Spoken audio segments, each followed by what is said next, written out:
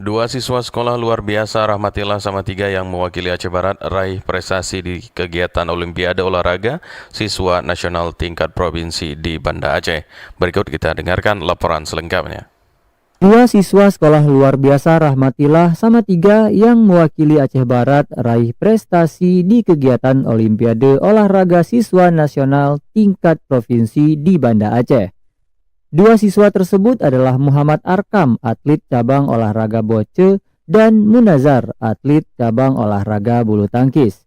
Pada cabang boce, Muhammad Arkam berhasil meraih juara pertama dan akan mewakili Aceh di ajang O2SN tingkat nasional. Sedangkan cabang olahraga bulu tangkis berhasil meraih juara 3. Hal itu disampaikan Junaidi Manumbo selaku penanggung jawab atlet. Yang pemenang boxe namanya Muhammad Akram, dia juara pertama dan dia menang tingkat provinsi. InsyaAllah bulan depan dia akan berangkat ke Jakarta Nasional. Yang satu lagi Munazar, juara ketiga bulu tangkis.